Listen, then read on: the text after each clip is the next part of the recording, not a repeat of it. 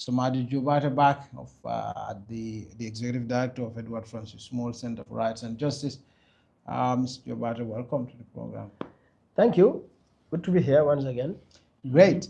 I mean, for accountability, it seems to be a very tough time. We just had an IMF mission in the Gambia that's just concluded, and the mission chief in the joint press conference with the Minister of Finance has said that they have had discussions with Gambia government um, for them to operationalize an anti-corruption commission next year. I mean, many have said that this in itself is an indictment because they think that corruption is widespread. That is why they are they have insisted on this. What do you think of that, and what do you think generally is what's your impression generally of of course, not corruption because we know that exists, but the government efforts in curbing corruption?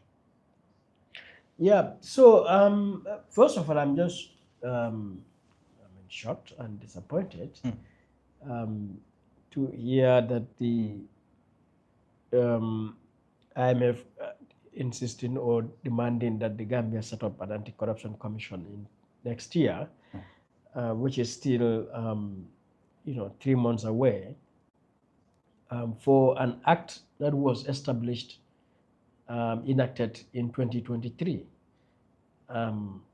I don't see what is so difficult to set up an anti-corruption commission, that is to appoint commissioners, because basically that is the starting point. That should take 6 months after the law has been created.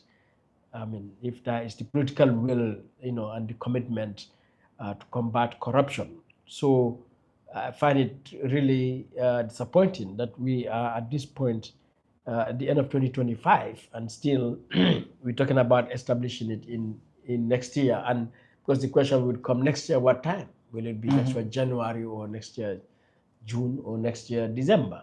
So I think it's long overdue that we do not still have an anti-corruption commission. And as I said, for me, if the commitment is there, that should not be a difficulty at all. I think they should be able to get us commissioners and get these bodies up and running. So that is worrying, yeah. But of course, within the wider context of the fact that there isn't the commitment to combat corruption, and that has been very much established. Is that not, in fact, part of the very reason why we do not still have the commission? Yeah, so that is one of the evidence of why we don't have a commission. And of course, to deal with the specifics of corruption, like, corruption has to be detected, corruption has to be prevented, and corruption has to be punished. So that when you look at all the three levels, what is this government doing to detect corruption? One can refer to the National Audit Office, for example, as an agency for that. One can refer to the work of investigative journalists. One can refer to the parliamentary inquiry. I mean, because these are the ways that would expose detection of corruption. And of course, the government itself has its own internal controls. We have Public Finance Act, we have the financial regulations, we have the Constitution, we have other laws, which all provide the mechanism for the detection of corruption. So that if that were the case, the government has adequate evidence of corruption, because all of these institutions, processes, structures, tools have been there, and they have exposed corruption. But even before preventing it, detecting it is to prevent it. And again, it goes back to the same instruments that are there whose purpose is to prevent it. Because when you have the Public Finance Act, for example, or the financial regulations, or the PAC and PEG at the National Assembly, it is a prevention mechanism. It is not just a detection mechanism. It's also a prevention mechanism. So the internal controls tell you, abide by this. If you abide by that, you will prevent corruption. But also, if you don't abide by it, you violate it, it also exposes corruption. Yeah. So you have adequate detection and prevention mechanisms. And then the next thing is the punishment of it. And so, again, the laws are there which have specified how do you punish corruption. But if we have these laws, and we have Of course, we have financial regulations, we have Public Finance Act, we have um, uh, Criminal Procedure Code, Yeah. we have a lot of laws that punishes various degrees of crimes. Um, and you still have corruption and you still have large number of it going unpunished. Yeah. Um, do you think the establishment of anti-corruption commission would itself make a difference? Because we have institutions that are still active in the fight of corruption, but Yeah, no it's difference. having Yeah, very little yeah, impact. yeah. So the fact that we have all of these mechanisms in place, and certainly corruption has been very much detected or exposed, but there's no punishment. So and punishment that is we have not seen, let's say, arrest being made. We've not seen convictions. I mean, of course, uh, prosecutions are taking place, but then when you look at the level, you realize a lot of it is just focusing on middle level or maybe junior staff, and the not necessarily even prosecutions. A lot of the actions I hear the ministers say are administrative, transferring somebody from some place or demoting somebody or deducting somebody something. But you again look at the National Assembly, the resolutions they made on retired impressed, and then the failure of government to make those things happen The or make FPAC resolutions, even expact the resolutions, yeah, or make sure those unretired impress are all paid back in full. So it shows you there isn't punishment, because the punishment that is taking place is so insignificant compared to the crime of corruption that is so widespread.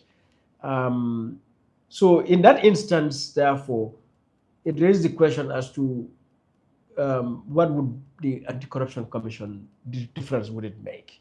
And yeah. so it would not make very much difference, but that is also explains the very reason why it is now 2 years to 3 years since the law was passed and nothing has happened. And there are a lot of people who are making argument, and myself included, that also you have certain institutions that are still inadequate and they're still having limited funding, they have limited capacity to, like for example, National Audit Office. National Audit Office have limited capacity. Of course, their inability to audit government accounts to the current status is limited by many factors, but among them also its staff capacity. Yeah. So you are now coming to set up an anti-corruption commission because donors are telling you to do it, and you still have a fundamental institution like National Audit Office that's also still inadequate in terms of funding and staffing. Like, how do you? Are we Yeah. being driven by donor money or just what we think is suitable for Gambia?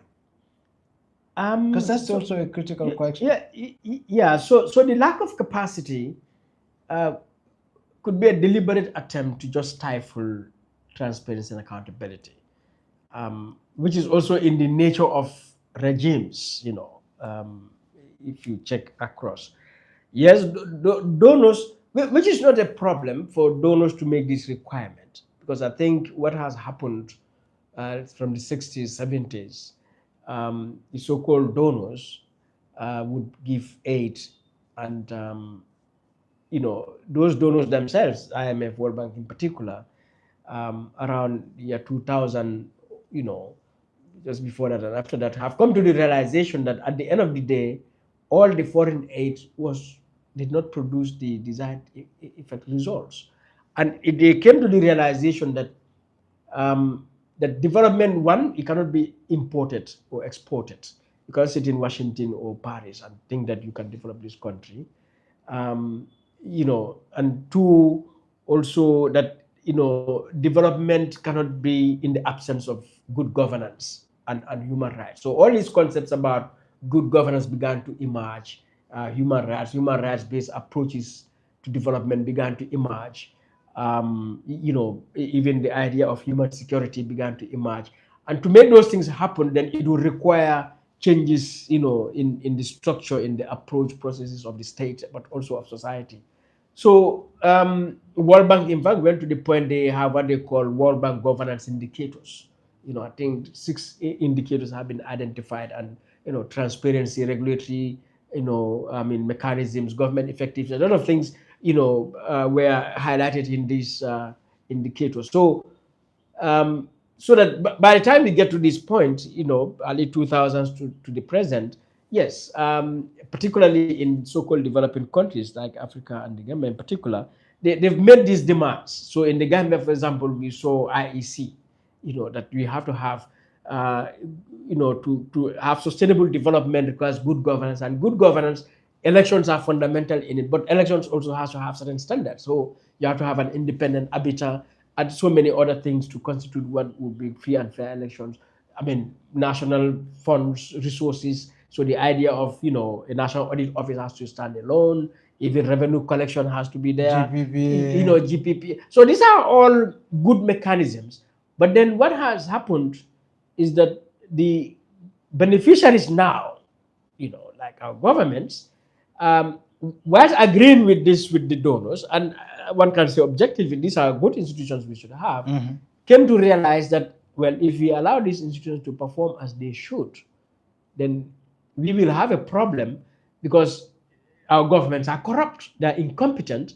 And so if you allow these good governance mechanisms to exist, it poses a threat to us. So you look at Jame, and in our case, ironically, all of these good institutions, most of them started during Jame's time. So IEC is there, but you need to give IEC, you need to give them some level of independence, some amount of resources. The capacity you're talking about, you deny them. You create NCCE, you need to give them resources, and that independence, you deny them. Pura, they need to have some amount of independence and prosecutorial powers and so on. But you deny them. That's what I was trying to reference to. Isn't it the case that our willingness to, in fact, create these institutions is just driven by the need to get that fund from the donors, and not necessarily the desire to change anything? Yeah, that seems to be the goal. Donor says, okay, we have money for anti-corruption commission, yeah, and then you do it. Or they said we have money for building of a USET university. Instead of creating a school of science and technology at the same university that you have and condense the funding into that, he said, yeah, we'll create USET because there is money for it. Yeah. So it's yes and no. I think in one instance, yes, donors have made this a requirement. And me, I have a problem, in fact, with the idea of donors or foreign aid, because I think it's a farce. It just encourages corruption and so on. But yes, in our circumstances, because that's how our governments have structured themselves, that yes, somebody can give you aid when you could have done this on your own. So in that context, you will have to accept what the donors say. But at the same time, you can come to realize that these are important institutions also that we should have as a society. And so that even if it's a suggestion from the donors or donors made it a requirement, you can still, optimize their use and make them effective and, purposeful as they are supposed to be. Now, our tragedy is that our regimes, governments fail to, embrace these things for the purpose for which they are created. And so in the end, we have all these institutions, we talked about the Jama era institution, but you look at the current institutions. For example, since Barrow came, we saw the National Human Rights Commission created. It's a good institution, we need it. But then the National Human Rights Commission doesn't have powers, let's say, to prosecute, all right? But then they can advise, they can make recommendations. And so you can have a good institution like the National Human Rights Commission, and they provide you good recommendations, advice, and you flout it, you ignore it. So that has been a problem. So that up to this moment, we have a National Human Rights Commission, and it has not contributed to enhancing our human rights, to a higher level as it should. We have an Access to Information Act, we have an Information Commission, and the intention is to make government transparent. And so what more do you need? Apply the law, abide by the law. And now that is a problem, So what we're going to have again is a national, anti-corruption commission. And it is very obvious. But even before they created the law, you can see how in Parliament they diluted the law, disempowered the commission. Removed the clause on illicit financing, unexplained wealth.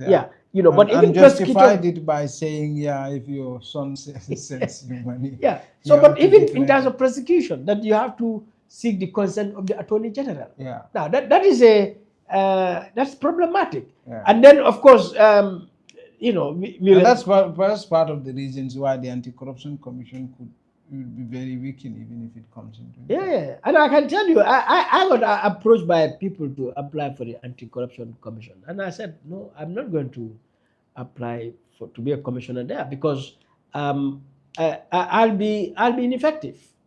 Yes, and I don't want to be in a place where I'll be ineffective. So, but still, you have a problem to set up this commission. What are you afraid of, really? Yeah. So, but then because the point is that's what I'm trying to say. I mean, we are being there is money for us to do certain Yeah, yeah, reforms, yeah, yeah. and we need this money, but we don't need the reform. No. In fact, Yeah. and so we take the money and do the reform Yeah. in Well, we don't do the reform. But yeah, exactly. Well, we don't do the reform. Yeah, So sadly. Yeah. let's now take it back to what the current issues are. I mean, there are a number of news reports online about executive interference in the work of National Audit Office. National Audit Office is basically the institution solely responsible for um, accountability relating to the execution of the Gambian budget. Essentially, it's the eye of the parliament when it comes to investigating or reviewing the impact of the budget, the execution, any financial crime relating to it. Uh,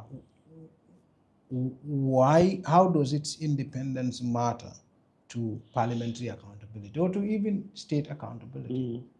Yeah, so the National Audit Office, I mean, I consider it one of the most important national institutions. Um, and the importance, yeah, one cannot overemphasize it because they are the guardian of public wealth, of public resources, ultimately. But not just in terms of public resources, but even the performance of public institutions, the delivery of public services, and therefore the enjoyment of goods and services which go to the protection and the fulfillment of human rights of citizens. Because the audit office first of all looks at how government is even receiving revenue. All right. What are the sources of this revenue? Have the adequate revenues been collected, as they should?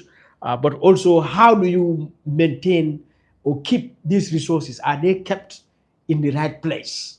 You know, and so also not just keeping the resources, but how do you spend these resources? Are they spent in the right way? Efficiently, yeah. But not also how do you spend the resources, but are they spent in the most efficient, effective way, purposely going to where they were intended, but also not just going to where they're intended, but where they're intended to produce the results for which they are being used.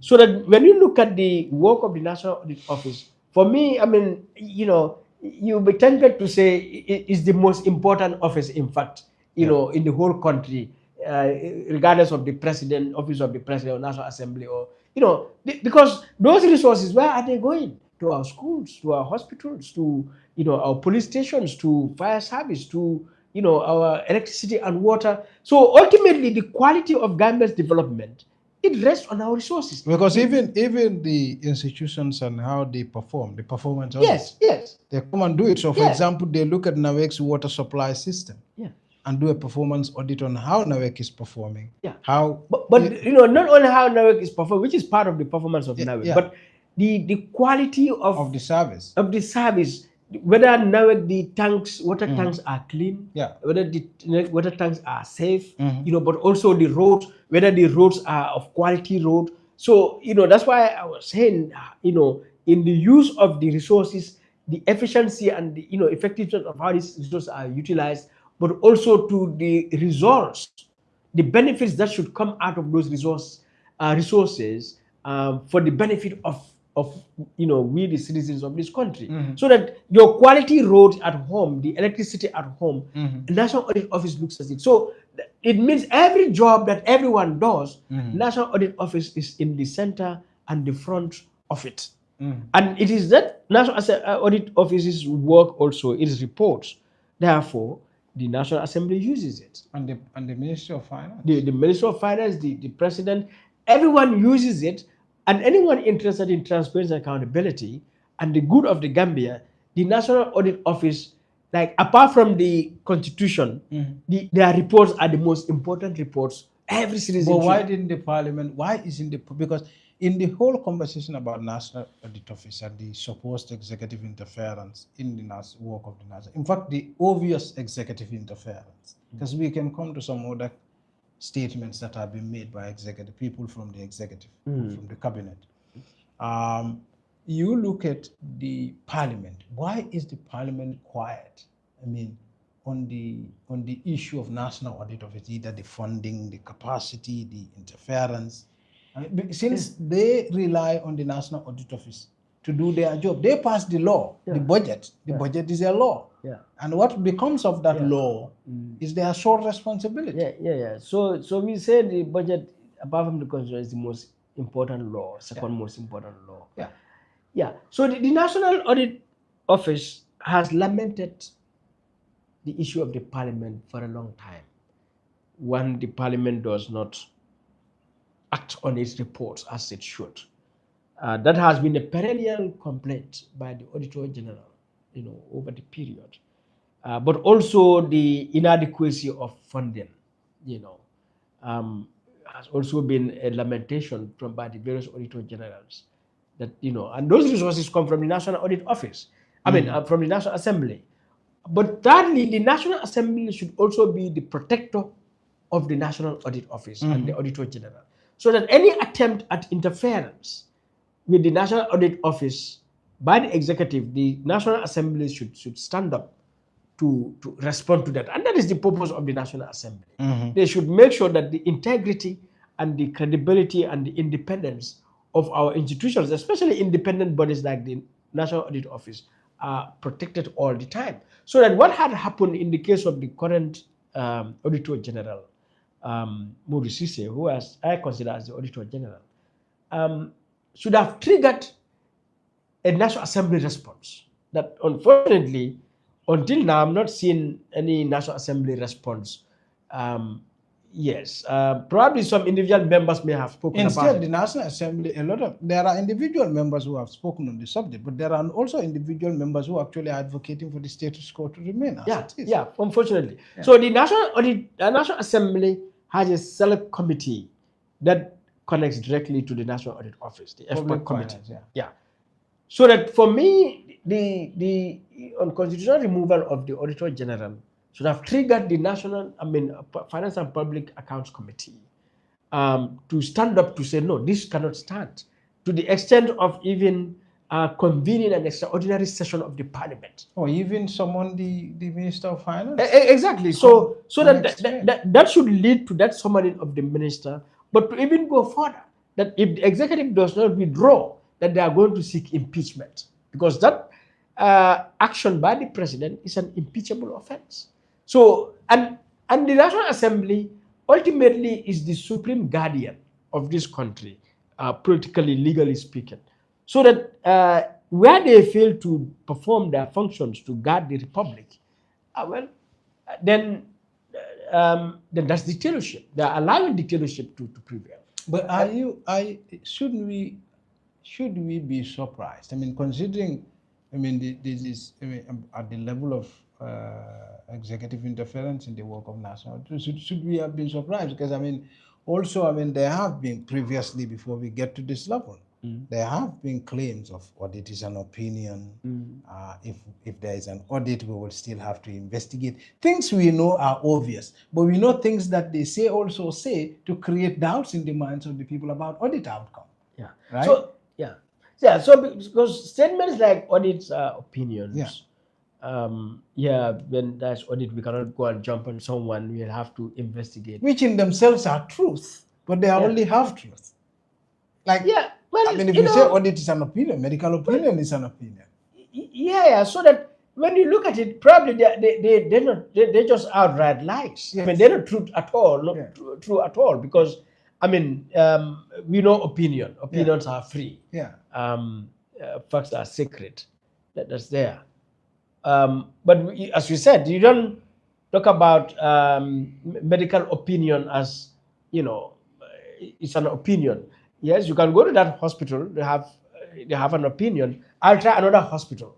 But you Yes. as a lay person will not. You are not the one to qualify that opinion or not. Yeah. You know, you go to another hospital to check. You can go to a legal advisor to give you an opinion, legal advice. I mean, you know, you can say, well, you know, that You is it. can I get a don't second opinion. I got to go and get, but from another legal advisor. You Yeah. don't. So when you get an audit opinion, it is not for you as a layperson to sit there and say, no, this is just a mere opinion. Mm-hmm. You recognize this as an audit opinion with all its strength and merits and everything considered, even Mm-hmm. though, you know, you want to go and do another audit. So let them go and do another audit.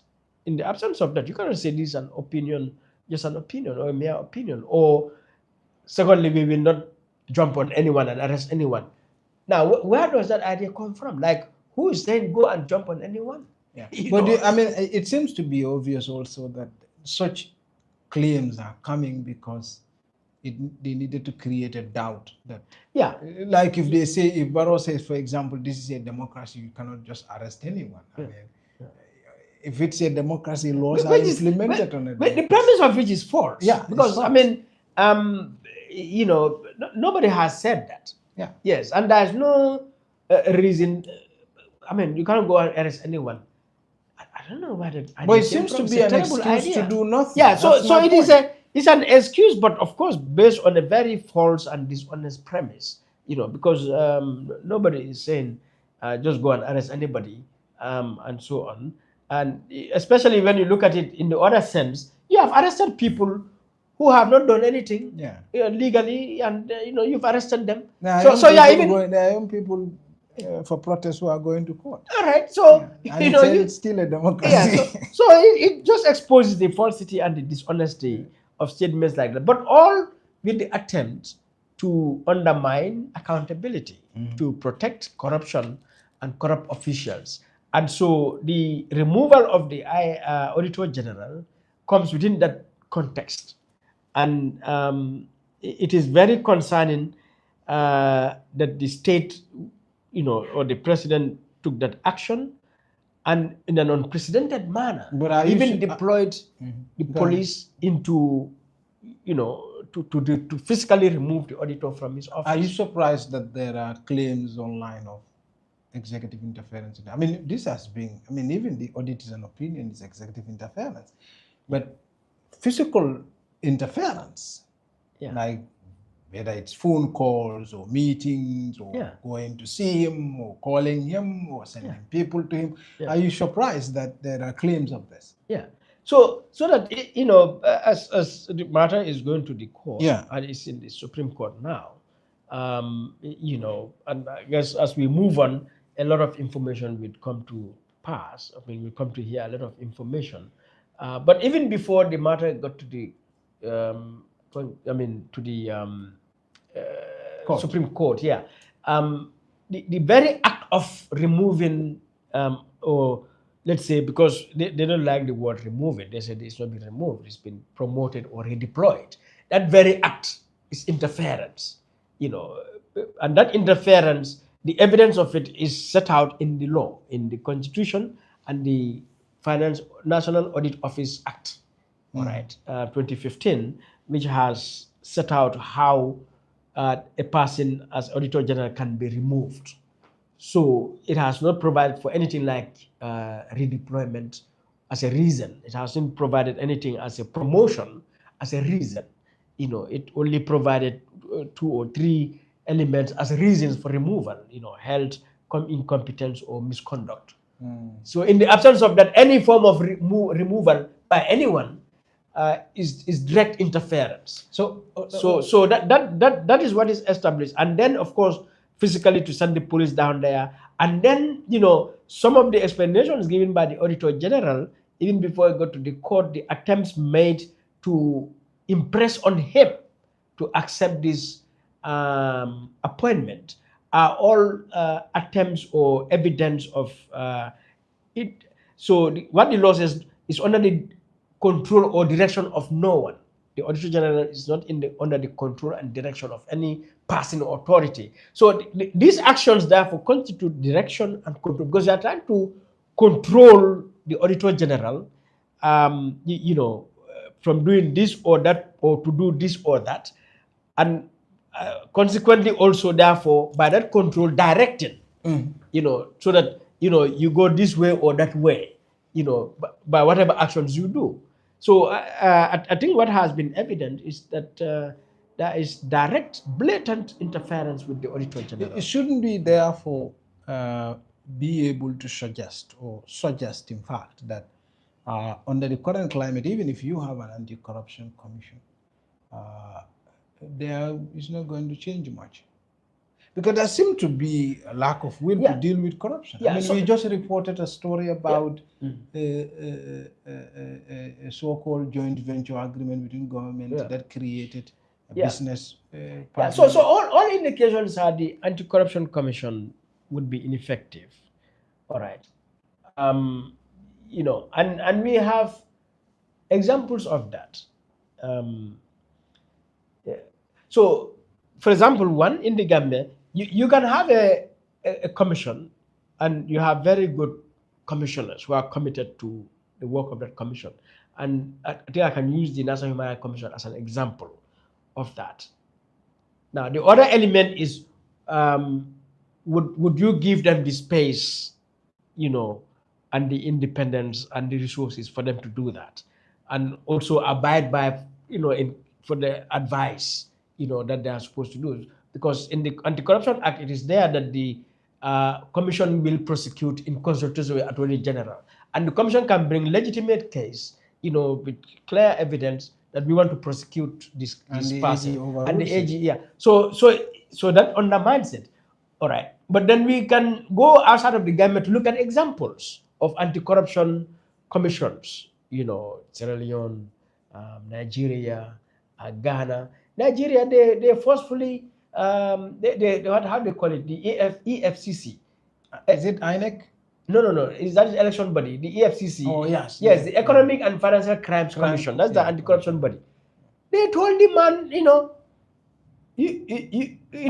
we'll send you for higher education. I mean, if somebody with PhD, we will send you for higher education. So, I mean, certainly on the same thing. I mean, the lady who was in charge of the anti-corruption, they removed her. Kenya, I mean, we've got and many other places. But that's the whole thing. I mean, so if you look at the Ali Uba and I had a conversation around this some time back. I mean, it seems to be the case that we have an infrastructure that is not. We have a goal. We know where we want to get to, but we have an infrastructure, a vehicle that we know cannot get us there. That's the government. It seems to be an architecture that is not fit for purpose. I mean, because do you? I don't know whether you get my drift as this here to get on. Yeah. So I mean, the men and women who occupy the government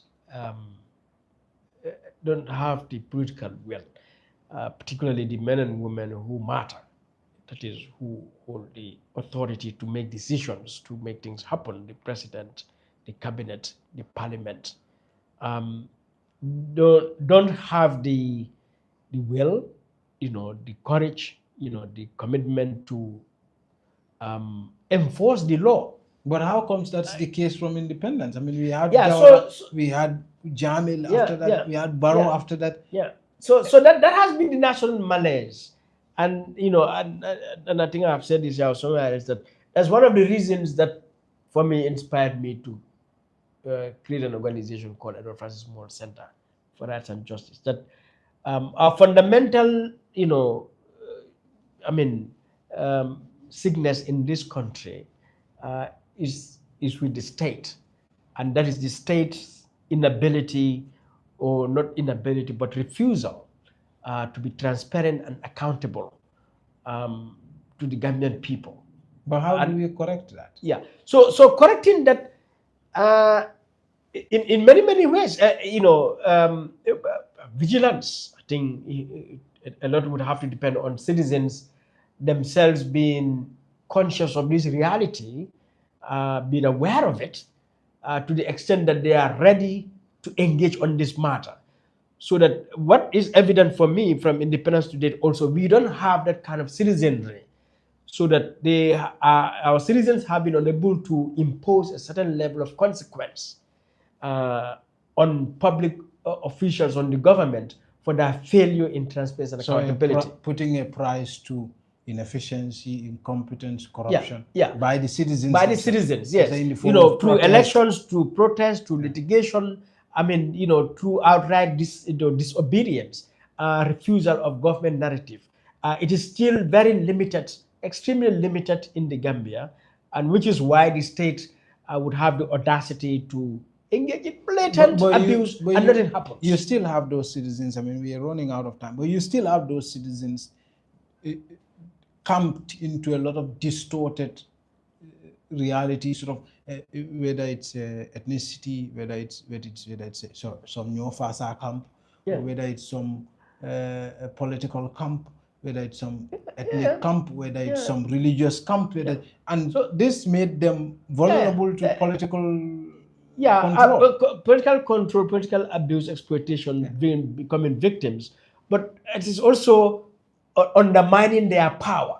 Yeah. So that the idea of that concept of people power, which is real, but that people power has to be realized by the people, that we have power, that power is us, we the only ones who have power. Unfortunately, that realization is so limited, and so, like you said, there's this misconceived idea of what is power, or what is my role or position as a citizen, that can only be manifested through some sectarian, Yeah. or partisan structure, not realizing that that is a disempowerment, system that only favors those in authority, that we put in authority. So, and then of course we have the other organized civil, society, organized society, that is organized as organizations like civil society organizations, organized as media, um, so which are also very few, but also very a lot of it misconceived. Yeah, so you have a lot of people in the media. How do they understand the role, the function of a media, really, to ensure good governance, to ensure accountability, and so on. And similarly, you have a lot of people in the civil society also. What do you understand to be the role of the civil society?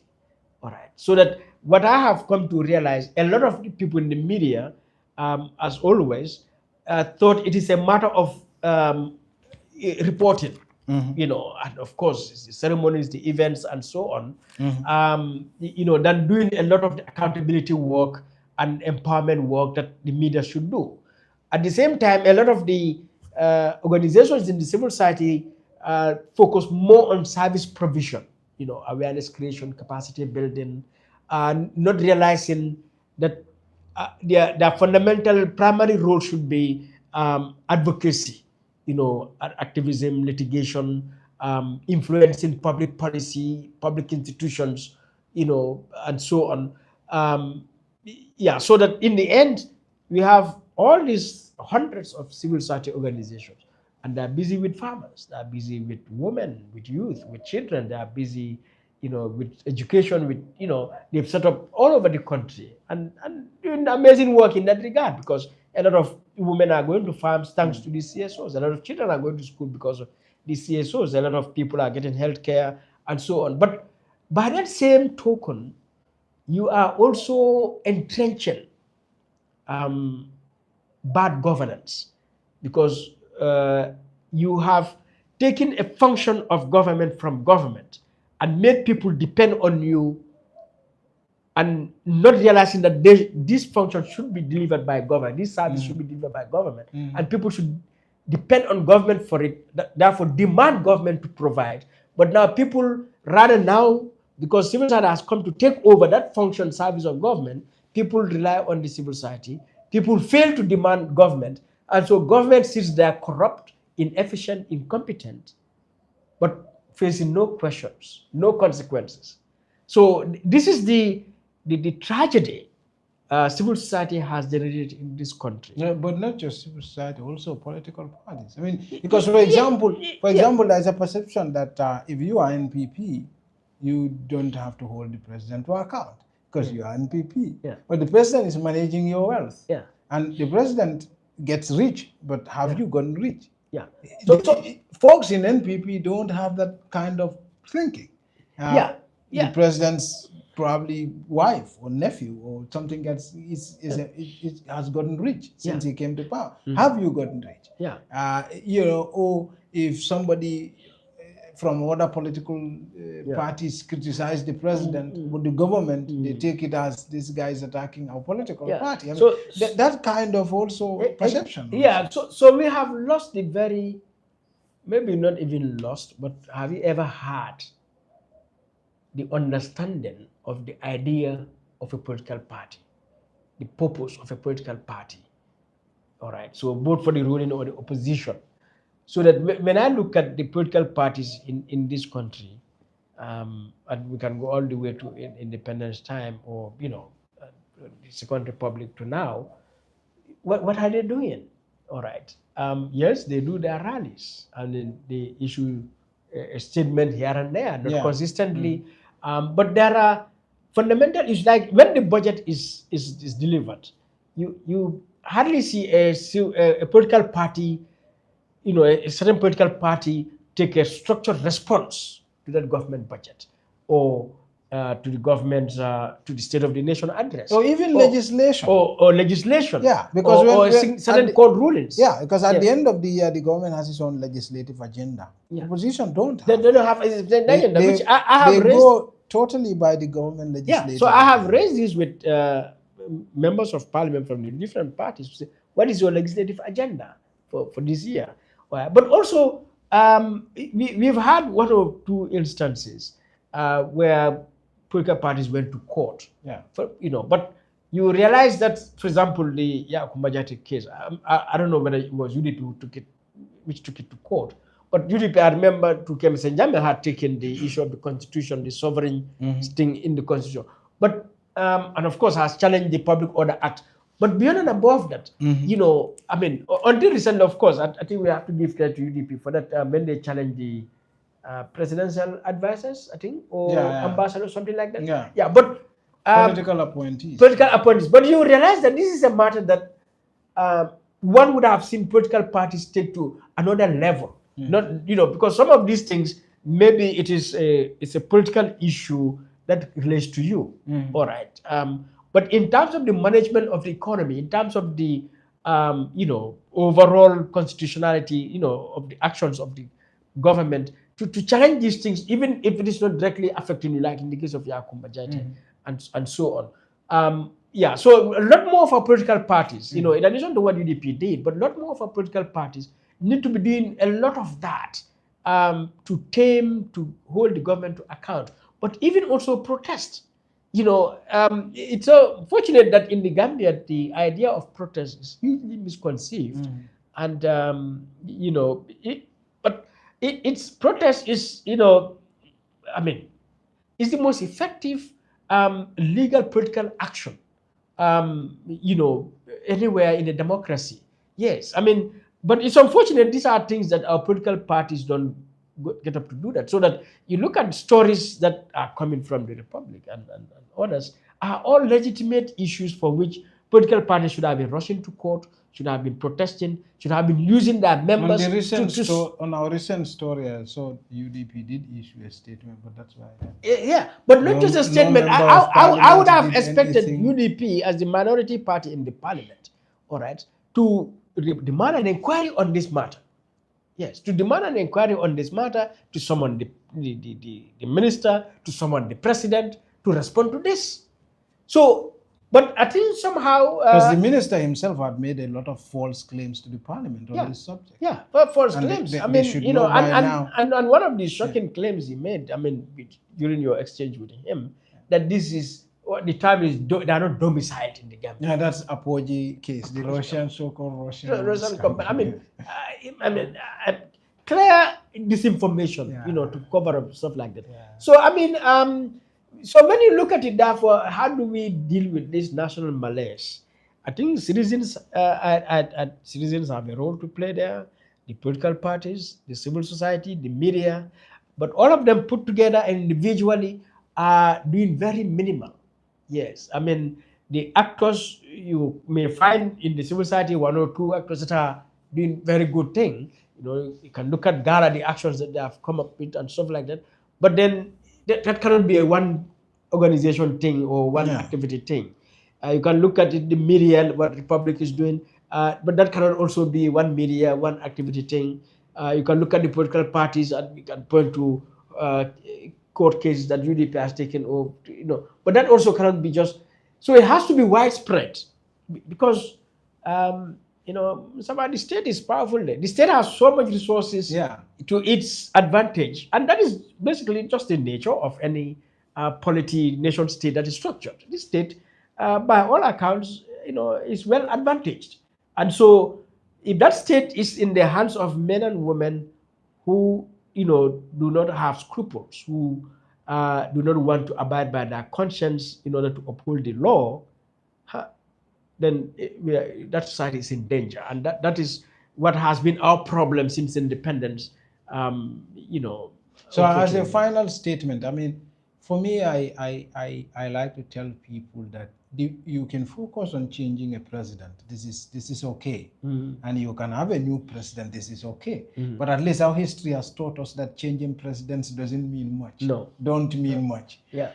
But how do you create a citizenry, an army of rebels who ensure that every budget is spent wisely and it's spent to their benefit, and that nobody comes to take advantage of them, whether you are a president or you are a minister or you are a national assembly or governor or whatever. How do you create that kind of a citizen? Because that should be the goal right now. I mean, we have tried presidents and it has not worked. Yeah. Like, I how mean, do you create a counter, not necessarily another government, but even more powerful than the government, like empower the people who hired the government. Yeah. I mean, Like, just as a final statement. yeah. In simple terms, just to create an empowered citizenry, Yeah.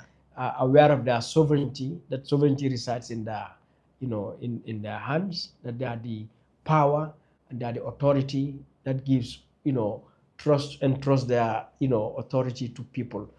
That awareness, that civic awareness, and I think it reminds one, which I always like to say, Franz Fanon, when he says, or Thomas Sankara, a soldier without political education, a virtual criminal. To say a citizen without political education, yeah, either a virtual criminal or a potential victim. And in our case, largely we've been victims. Poverty, the poor services, the high cost of living, the unemployment.